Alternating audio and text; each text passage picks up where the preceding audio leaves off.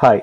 So today we look at the first ODI between West Indies and England. It was a classic. I mean, like the story of the game, the overall story of the game, as you see by this graph, seems like it was like a one period of West Indies dominance followed by one period of England dominance. But overall, there were a lot of little stories in the game, and it was an absolute classic. If you look at the overall scorecard, I mean, the story of this game is rather simple. I mean, like it's easy to infer that like West Indies batted first, pretty much everybody scored. Gayle scored a big 100, and they kind of put up a big total of 360 for eight. And then England pretty much easily chased it down. I mean, again, everybody scored. It seemed like one of those fairly easy pitches to bat on, and like they finally won it with like 8 balls to spare. So if you look at the interesting thing, what gets interesting is if you start looking at the innings that were pivotal. I mean, obviously we know that there were 300s in the game. I mean, Gayle hit a century, which was again like one of those interesting innings. I'll just come to that in a little bit. And then in the chase, you had both Jason Roy and Joe Root make hundreds as England kind of won rather easily. So as you can see, the story is that like I mean, West Indies actually started off slowly. I mean, like at the end of around 18 overs, they were like 90 for one, which is going on at five an over, which for a ODI nowadays is like a pretty par. And Gales actually started off extremely slowly. I mean, you can see here that he started with only 10 of 100 and 10 of 31 balls, but he was helped that initially John Campbell and then Shai Hope came and like batted briskly at the other end, so that like Gale really didn't have to kind of he was given his time to settle in, and then he took over. I mean, like if you just look at the individual performance for Gale, you'll see lots of these little patches of green where, like, I mean, like is basically his massive six hitting. I think he hit around 12 sixes yesterday, but like otherwise, like you also see some patches of red. So like until you come to this point where like somewhere around the 18th over, Gale was rather subdued. You see more reds than greens here in his chart. But then after that, he just took over and he just started belting the sixes. And he got pretty good support at the other end. First, there was, though initially Hope kind of slowed down. I mean, after his initial flurry of 41 and 32, Hope slowed down and I think made only made a much lower score. I forget what it is. And then like the Darren Bravo came in and he helped Gale. And then like there was a flourish in the end by Ashley Nurse. And so like West Indies put on the 360, which initially my sense was that given where they were around the 35 over mark or something at 35 after 35 overs, the West Indies were 229. So I thought like I mean 360 wasn't like I mean wasn't that high a score. I mean I think in the last 6 or 7 overs they made only like 50 or 60 runs. So it was like a pretty little bit of a slowdown at the end, but I think the last few overs kind of really helped.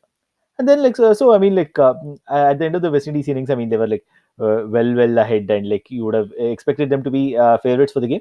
Except that England has, I think, one of the most remarkable batsmen in recent history in ODIs. That's Jason Roy.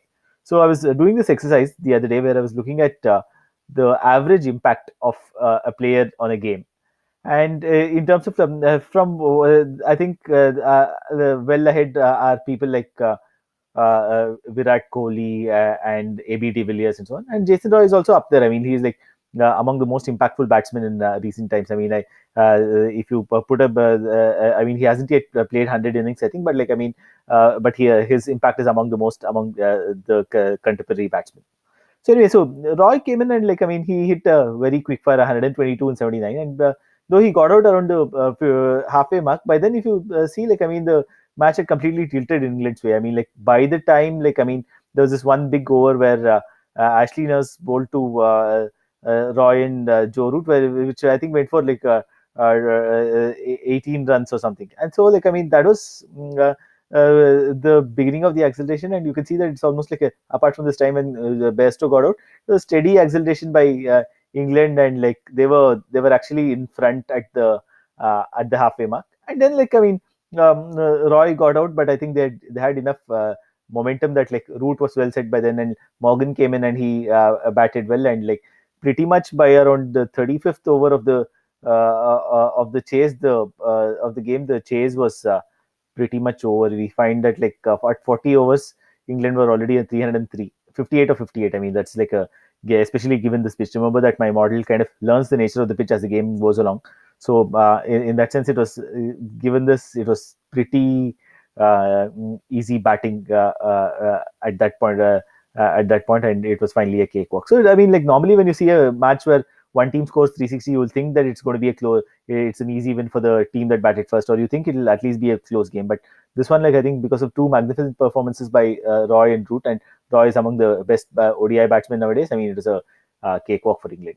So do check out card.shinyapps.io/deep extra ODI. So I think what happened was, like, I discovered that, like, we have the ball by ball annotations of a lot more games than I had thought. So the database goes as far back as 2001. So you can just hit backspace here, and you can just type in, say, let's say you can say 2003 Wanderers. You can actually, you will get the story of the, this is the World Cup finals, which where Australia beat India, which is again like a similar to this game in that, like, Australia batted first, made 359, West Indies made 360 yesterday, but then India didn't really put up a challenge, and like it was a pretty easy stroll in the park then for Australia. Or you can go even further back. Let's say, for example, we can look at 2002 at Lords.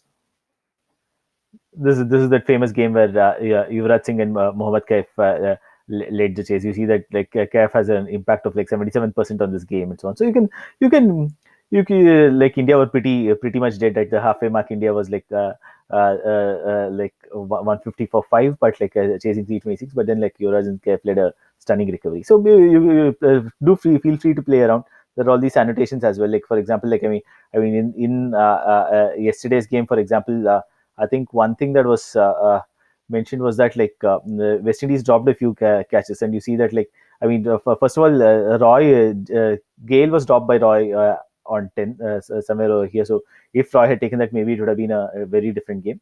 But then Roy himself was dropped twice in the course of his innings. So so yeah, so West Indies didn't take the chances, and so England did a nice win. It's a nice start to the ODI series. I hope to cover the rest of the games as well.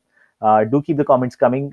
Subscribe to Deep Extra Cover, and yeah, share it with your friends who you think will like it, and like do keep feedback coming. Cheers.